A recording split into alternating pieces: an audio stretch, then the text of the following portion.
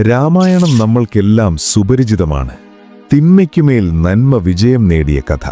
എന്നാൽ ശ്രീരാമ പട്ടാഭിഷേകത്തിനു ശേഷം അയോധ്യയിൽ എന്താണ് സംഭവിച്ചതെന്ന് നമ്മളിൽ എത്ര പേർക്കറിയാം? എങ്ങനെയാണ് മര്യാദാ പുരുഷോത്തമനായ ശ്രീരാമൻ ഈ ഭൂമിയിലെ തന്റെ ജീവിതം അവസാനിപ്പിച്ചത്? തന്റെ നിഴലായി കൂടെയുണ്ടായിരുന്ന ലക്ഷ്മണന്റെ അന്ത്യം ഇത്ര ദാരുണമായതെന്തുകൊണ്ടാണ്? ഏറ്റവും പ്രധാനമായി, രാമന്റെ പ്രാണപ്രിയനായ ഹനുമാനെ എന്തിനാണ് ഭഗവാൻ കബളിപ്പിച്ചത്? ഇന്നും ഹനുമാൻ ജീവിച്ചിരിക്കുന്നുവെന്ന് വിശ്വസിക്കപ്പെടുന്നത് എന്തുകൊണ്ട്? ചരിത്രത്തിന്റെ താളുകളിൽ മറഞ്ഞുപോയ ഹൃദയസ്പർശിയായ ആ അന്ത്യനിമിഷങ്ങളുടെ കഥയാണ് ഇന്ന് നമ്മൾ പങ്കുവെക്കുന്നത്. ഒരു രാമഭക്തനും ഹനുമാൻ ഭക്തനും കണ്ടിരിക്കേണ്ട, കണ്ണു നനയിക്കുന്ന ഈ വീഡിയോ മുഴുവനായി കാണുക. ത്രേതായുഗം അതിന്റെ അവസാന നാളുകളിലേക്ക് കടക്കുകയായിരുന്നു. രാവണവധവും ലങ്കാവിജയവും കഴിഞ്ഞ് വർഷങ്ങൾ പിന്നിട്ടു. ശ്രീരാമന്റെ അവതാര ലക്ഷ്യം ഏതാണ്ട് പൂർത്തിയായി കഴിഞ്ഞു എന്ന് ദേവലോകം തിരിച്ചറിഞ്ഞു. മഹാവിഷ്ണു തന്റെ വൈകുണ്ഠത്തിലെ രൂപത്തിലേക്ക് മടങ്ങേണ്ട സമയം അതിക്രമിച്ചിരിക്കുന്നു. ഭഗവാൻ ശിവനും ബ്രഹ്മാവും ചേർന്ന് മരണത്തിന്റെ ദേവനായ യമധർമ്മനോടൊരു കാര്യം ആവശ്യപ്പെട്ടു. ശ്രീരാമന്റെ അടുത്തേക്ക് പോകുക, അദ്ദേഹത്തെ മടക്കയാത്രയ്ക്ക് സമയമായെന്ന് ഓർമ്മിപ്പിക്കുക. എന്നാൽ യമൻ ഒരു വലിയ പ്രതിസന്ധിയിലായിരുന്നു. ശ്രീരാമൻ വസിക്കുന്ന അയോധ്യയിലേക്ക് പ്രവേശിക്കുക എന്നത് യമൻ അസാധ്യമായിരുന്നു. കാരണം മറ്റാരുമല്ല, സാക്ഷാൽ ഹനുമാൻ തന്നെ. ശ്രീരാമന്റെ കാവൽക്കാരനായി ഹനുമാൻ ഉള്ളിടത്തോളം കാലം മരണത്തിന് ആ രാജ്യത്തിന്റെ അതിർത്തി പോലും കടക്കാൻ കഴിയില്ല. ഹനുമാന്റെ കണ്ണു വെട്ടിച്ച് രാമന്റെ അരികിലെത്തുക എന്നത് അസാധ്യമായ കാര്യമാണ്. ശിവന്റെ അംശമായ ഹനുമാൻ തന്റെ പ്രഭുവിനെ സംരക്ഷിക്കാൻ 24 മണിക്കൂറും ജാഗ്രതയോടെ നിലകൊണ്ടു. ഒടുവിൽ ശ്രീരാമൻ തന്നെ ആ സത്യം മനസ്സിലാക്കി. തന്റെ അവതാരം അവസാനിപ്പിക്കണമെങ്കിൽ ഹനുമാനെ അവിടെ നിന്നും മാറ്റിയേ തീരൂ. അതിനായി ഭഗവാൻ ഒരു തന്ത്രം പ്രയോഗിച്ചു. ഒരു ദിവസം രാവിലെ സരയൂ നദിക്കരയിൽ നിൽക്കുമ്പോൾ രാമൻ തന്റെ വിരലിലെ സ്വർണമോതിരം പതുക്കെ താഴെയിട്ടു. അത് നിലത്തെ ഒരു ചെറിയ ദ്വാരത്തിലൂടെ പാതാളത്തിലേക്ക് വീണുപോയി. രാമൻ ഹനുമാനെ അരികിലേക്ക് വിളിച്ചു പറഞ്ഞു, "ഹനുമാൻ, സീത എനിക്ക് സ്നേഹപൂർവം നൽകിയ ആ മോതിരം അതാ ആ ദ്വാരത്തിലൂടെ താഴേക്ക് പോയിരിക്കുന്നു. നീയൊന്നു പോയി അത് എടുത്തു തരുമോ?" തന്റെ സ്വാമിക്ക് വേണ്ടി ജീവൻ പോലും നൽകാൻ തയ്യാറുള്ള ഹനുമാൻ ഒട്ടും ആലോചിച്ചില്ല. "പ്രഭു, ഇത്ര ചെറിയ കാര്യത്തിന് അങ്ങ് എന്നോട് അപേക്ഷിക്കണോ? ഇതാ, ഞാൻ ഇപ്പോൾ തന്നെ അതെടുത്തു വരാം." ഹനുമാൻ തന്റെ ശരീരം ഒരു ഉറുമ്പിനോളം ചെറുതാക്കി ആ ദ്വാരത്തിലൂടെ ഇറങ്ങിച്ചെന്നു. എന്നാൽ ആ ദ്വാരം ഒരു സാധാരണ കുഴിയായിരുന്നില്ല. അത് പാതാള ലോകത്തേക്കുള്ള വഴിയായിരുന്നു. ഹനുമാൻ അവിടെ എത്തിയപ്പോൾ നാഗരാജാവായ വാസുകിയെ കണ്ടു. ഹനുമാൻ കാര്യം അവതരിപ്പിച്ചു. വാസുകി ഒരു വലിയ മാളികയിലേക്ക് ഹനുമാനെ കൊണ്ടുപോയി.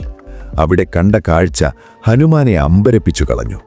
ആ വലിയ മുറി നിറയെ സ്വർണമോതിരങ്ങൾ കുമിഞ്ഞുകൂടി കിടക്കുന്നു. ലക്ഷക്കണക്കിന് മോതിരങ്ങൾ. എല്ലാം കാണാൻ രാമന്റെ മോതിരം പോലെ തന്നെയുണ്ട്. ഹനുമാൻ ആശയക്കുഴപ്പത്തിലായി. "ഇതിലേതാണ് എൻ്റെ സ്വാമിയുടെ മോതിരം?" അദ്ദേഹം ചോദിച്ചു. അപ്പോൾ നാഗരാജാവ് ഒരു ചിരിയോടെ പറഞ്ഞു, "ഹനുമാൻ, നീ നോക്കുന്ന എല്ലാ മോതിരങ്ങളും രാമന്റേത് തന്നെയാണ്. ഓരോ യുഗത്തിലും രാമൻ അവതരിക്കാറുണ്ട്. അദ്ദേഹത്തിന്റെ അവതാരകാലം കഴിയുമ്പോൾ അദ്ദേഹം ഒരു മോതിരം താഴേക്കിടും. അത് തിരഞ്ഞുവരുന്ന ഹനുമാന്മാർക്കുള്ള സൂചനയാണത്. നീ ഇവിടെ മോതിരം തിരയുമ്പോൾ അവിടെ ഭൂമിയിൽ രാമൻ തന്റെ അവതാരം പൂർത്തിയാക്കുകയാണ്. കാലചക്രം ആവർത്തിച്ചുകൊണ്ടേയിരിക്കും." ഈ വാക്കുകൾ കേട്ട ഹനുമാൻ സ്തംഭിച്ചുപോയി. തന്റെ സ്വാമി തന്നെ കബളിപ്പിച്ചത് എന്തിനാണെന്ന് അദ്ദേഹത്തിന് അപ്പോഴാണ് മനസ്സിലായത്. അതേസമയം അയോധ്യയിൽ ഹനുമാന്റെ അഭാവം മുതലെടുത്ത് യമധർമ്മൻ ഒരു സന്യാസിയുടെ വേഷത്തിൽ രാമനെ കാണാനെത്തി. തനിക്ക് രാമനോട് അതിരഹസ്യമായി ചില കാര്യങ്ങൾ സംസാരിക്കാനുണ്ടെന്ന് അദ്ദേഹം അറിയിച്ചു. എന്നാൽ യമൻ ഒരു നിബന്ധന വെച്ചു. "നമ്മുടെ സംഭാഷണമധ്യേ ആരെങ്കിലും ഈ മുറിയിലേക്ക് പ്രവേശിച്ചാൽ അവരെ നിങ്ങൾ വധശിക്ഷയ്ക്ക് വിധിക്കണം." രാമൻ അത് സമ്മതിച്ചു. തന്റെ ഏറ്റവും വിശ്വസ്തനായ അനുജനെ വാതിക്കൽ കാവൽ നിർത്തി രാമൻ പറഞ്ഞു, "ലക്ഷ്മണ, ആരും അകത്തേക്ക് പ്രവേശിക്കരുത്. പ്രവേശിക്കുന്നവർക്ക് വധശിക്ഷ ഉറപ്പാണ്. ഇതെന്റെ കൽപ്പനയാണ്."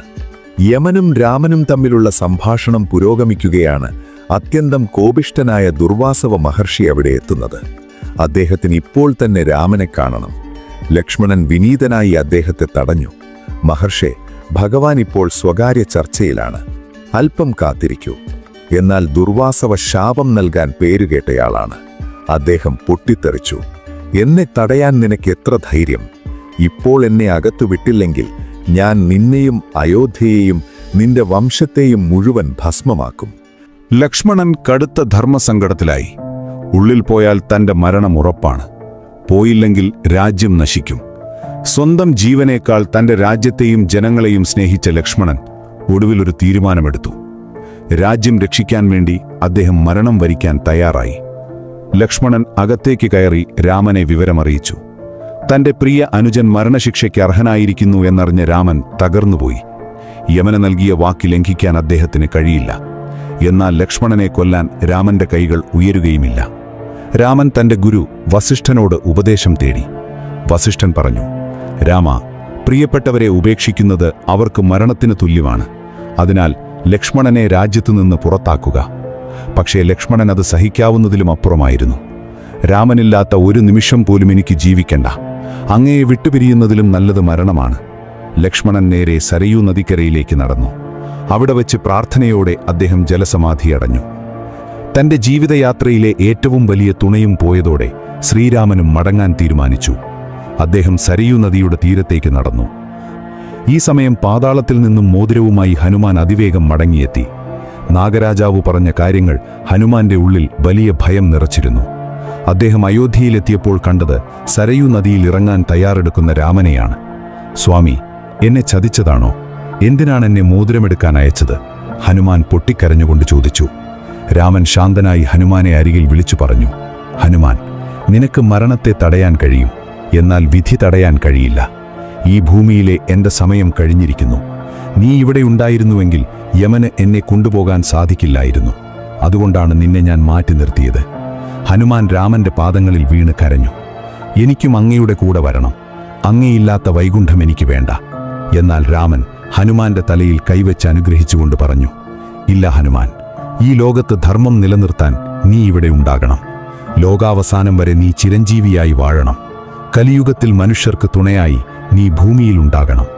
എവിടെ രാമനാമം ജപിക്കപ്പെടുന്നുവോ അവിടെ നിന്റെ സാന്നിധ്യമുണ്ടാകണം. ശ്രീരാമൻ പതുക്കെ സരയൂ നദിയിലേക്ക് പദങ്ങൾ വെച്ചു.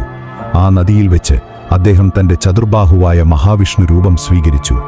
ആകാശത്തുനിന്ന് പുഷ്പവൃഷ്ടിയുണ്ടായി. അയോധ്യയിലെ അന്തരീക്ഷം ദിവ്യമായ പ്രകാശത്താൽ നിറഞ്ഞു. അങ്ങനെ ശ്രീരാമൻ വൈകുണ്ഠത്തിലേക്ക് മടങ്ങി. സുഹൃത്തുക്കളെ, ഇതാണ് രാമായണത്തിന്റെ ആരും അധികം ചർച്ച ചെയ്യാത്ത അന്ത്യം. ജീവിതമൊരു ചക്രമാണെന്നും ജനനവും മരണവും വിധിയുടെ ഭാഗമാണെന്നും ഈ കഥ നമ്മെ പഠിപ്പിക്കുന്നു. ഇന്നും ഹനുമാൻ നമ്മുടെ ഇടയിലുണ്ടെന്ന് ഭക്തർ വിശ്വസിക്കുന്നു. ഹിമാലയത്തിലെ ഏതോ ഒരു നിഗൂഢ കോണിലിരുന്ന് അദ്ദേഹം ഇന്നും രാമ രാമ എന്ന് ജപിച്ചുകൊണ്ടിരിക്കുന്നു. ഹനുമാൻ സ്വാമിയുടെ അനുഗ്രഹം ഉള്ളിടത്തോളം കാലം അധർമ്മത്തിന് നമ്മെ തൊടാൻ കഴിയില്ല.